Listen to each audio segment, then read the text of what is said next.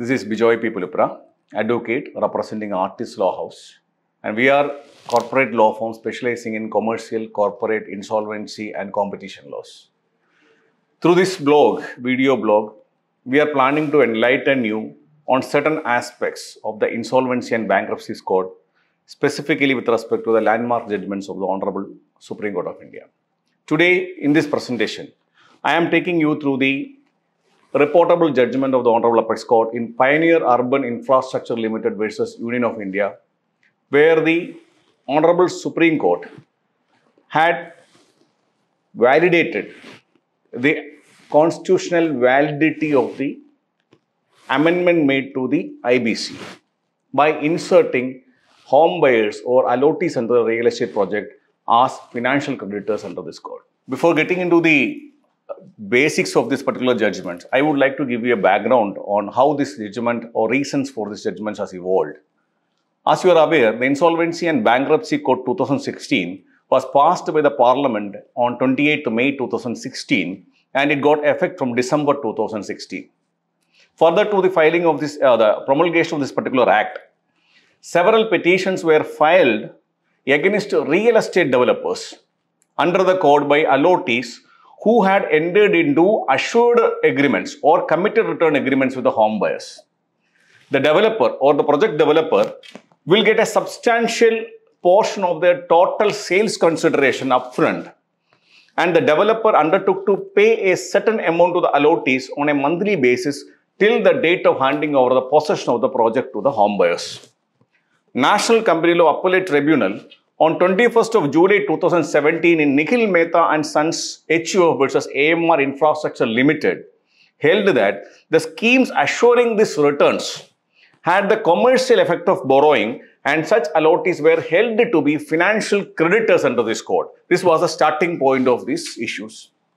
On 9th August 2017, IDB Bank Limited had initiated IBC proceedings against one of the largest infrastructure real estate projects in India, JP Infratech Limited, under Section 7 of this code.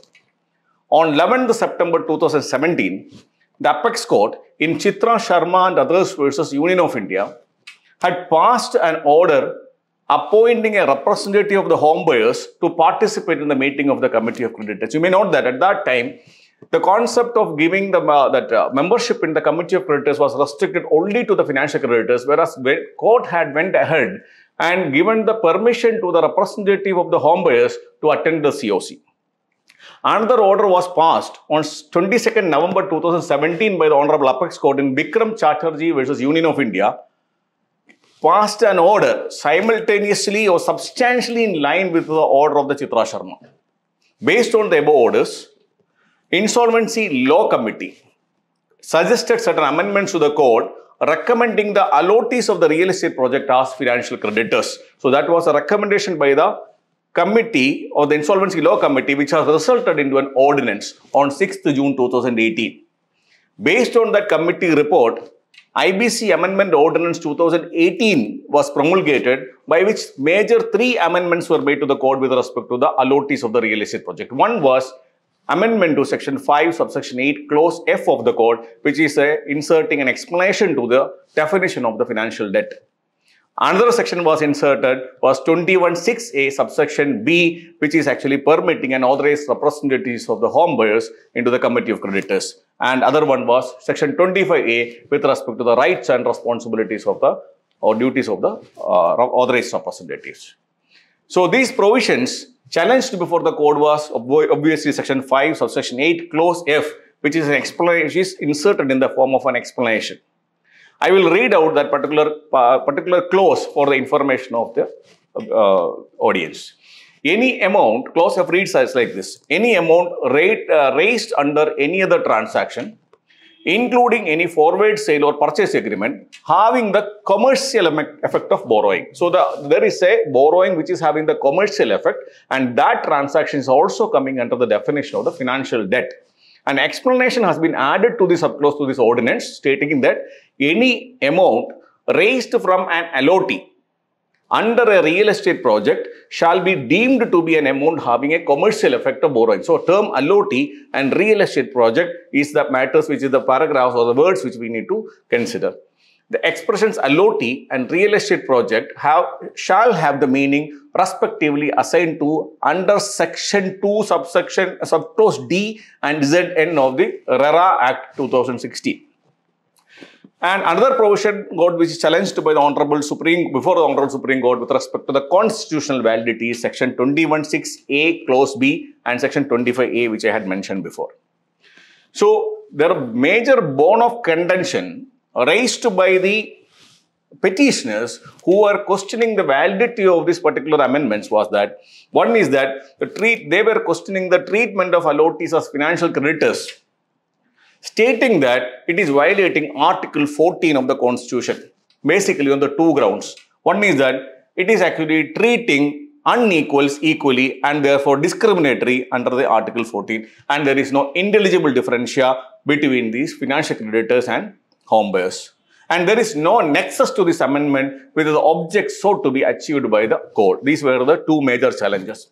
And it is also argued before the bench that this amendment is manifestly arbitrary, disproportionate, irrational, and without determining the principle, as it will end up in the winding up of solvent companies due to the absence of a proper resolution plan. It is also mentioned that as a bone of contention, section 5 subsection 8 clause F is inconsistent with the objects of the code, and amendments to section 21 and insertion of section 25A do away with the collegiality and commercial wisdom of the committee of creditors. And their contentions continues like this. There is a specific legislation or separate statute known as Real Estate Regulatory and Development Act (RERA) to deal with exclusively matters connected with the issues in the real estate sector. So there is no requirement for putting IBC also into the same framework. And it is also argued that this insertion is impacting the fundamental rights of the developers under Article 19(1)(g) and 300(a) of the Constitution of India. And it is also mentioned that there is no debt, no borrowing, no disbursal, and no sum raised in case of a real estate transaction, and the return is promised in the form of an apartment or a flat and not in the form of a money. And it is also mentioned that obviously invocation of IBC will lead to the loss of job opportunities and it will cripple the solvent companies. So it is also mentioned that the proposed amendment enlarges the scope of the objects of the original provisions, and homebuyers can only be treated as an operational creditor, and in no way, at no imagination, they can be treated as a financial creditor. These were the basic arguments which is against these particular amendments before the Honorable Apex Court. So, however, our Government of India through Solicitor General had countered this argument based on the facts that in real terms, allottees are financiers for this project. That was a major counter argument for these allegations. A certain amount is paid at every stage of construction which the developer is utilizing for the construction of the apartment. So that is very clear that the home buyers are giving the money as an advance to the builder, and the builder is constructing the apartments using that money. As in turn, they are actually financing this project. Here, the allottees are different from the operational creditors, because they are more empathetically connected with the company and they are more concerned in the financial health of this company or builder. Money paid in advance is basically in the nature of a financial transaction. And other point which is actually to put forward by the Solicitor General to counter the petitioner's argument is that home buyers are remediless under RERA and consumer protection laws due to the delay happening in those proceedings. And IBC is actually an addition to those remedies and not in derogation to that.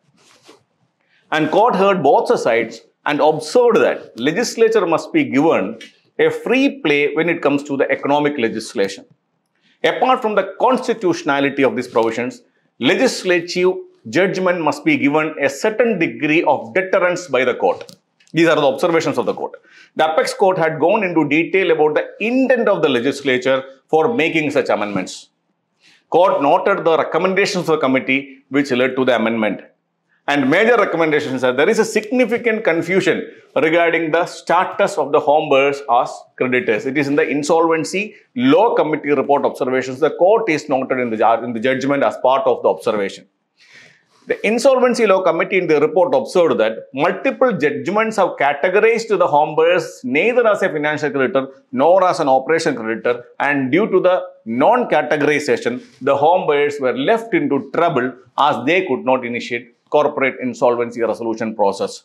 And delay in completion of this project became a common phenomenon in India, and homebuyers provide significant amount of finance to construction of the project. These are the observations made by the Insolvency Law Committee, which has finally resulted into this amendment. And we will see there is another argument stating that there is a separate statute called as rera, and so there is no requirement for another statute called IBC to resolve these issues. So, Supreme Court of India had detailedly analyzed these two enactments and observed in the judgments that rera defines the term allottee in relation to a real estate project.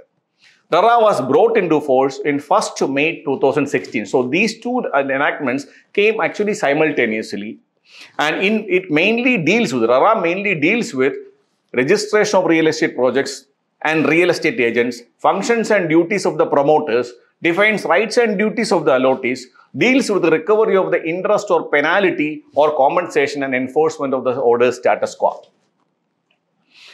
It bars the jurisdiction of the civil courts. RERA, only their authorities having the authority to deal, and civil courts does not have the jurisdiction.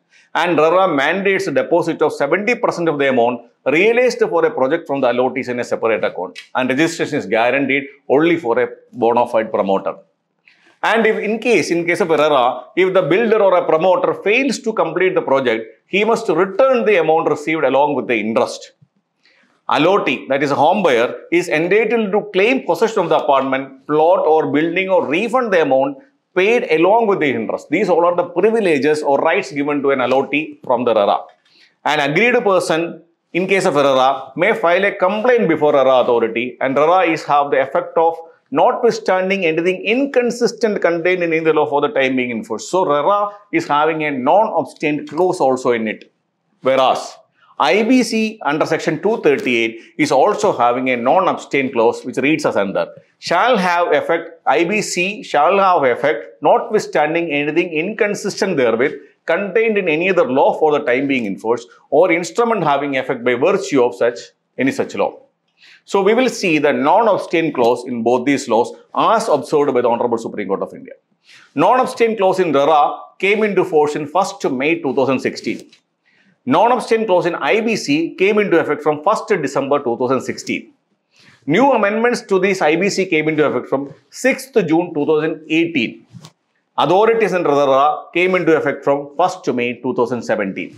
So, Parliament, while passing this amendment to the IBC, was very well aware about the continuation and existence of RERA, which is actually a special act of the Parliament.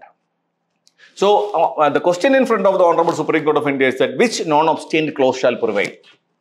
If this particular issue was dealt with the Honorable Supreme Court in several previous judgments, with a deviation KSL Industries Limited versus Arihind Threads Limited, which was a 2015 three-bench judgment of the Honorable Supreme Court of India.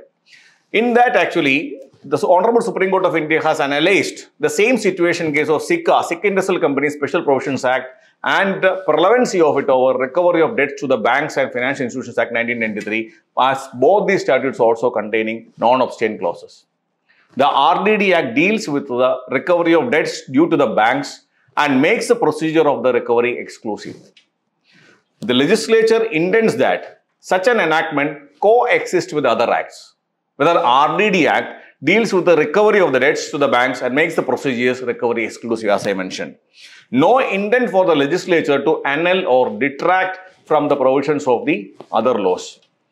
The purpose of the both legislations were different. In normal course, earlier act should give way to the later act if both contain non-obstant clauses. This was an observation made by the Honorable Supreme Court in the previous judgments such as Bank of India versus Ketan Parekh. But in case of KSL, Honorable Supreme Court of India had taken a different point of view and stated that non-obstant clause in RDD Act later in time than the non-obstant clause contained in SIC Act, and the event of conflict, the later act may give effect to the earlier act. This was due to the presence of a section like section 88 of RERA in the Recovery Act. Given the case, IBC must be given precedence over RERA given section 88 of the Act. So, after observing all these judgments and arguments, Honorable Supreme Court of India came to a conclusion that IBC and RERA operate in completely different spheres. Court deals with the proceedings in REM, whereas RERA protects the interest of individual investors in real estate project. So, when doing the harmonious construction, RERA and the IBC must coexist, and in the event of a clash, RERA must give way to the code. So, there is a prevalencey of IBC over RERA. RERA cannot be held to be a special statute, which in case of a conflict would override the general statute, that is the code. So, that issue was at rest, and then the next question before the Honorable Supreme Court of India, whether the Homebuyers is an operational creditor or a financial creditor. Honorable Apex Court had examined the constitutional aspects of the financial creditor and operational creditor in detail, and in the two judgments earlier, Innovative Industries versus ICICI Bank and another, and also in the case of Swiss Ribbons.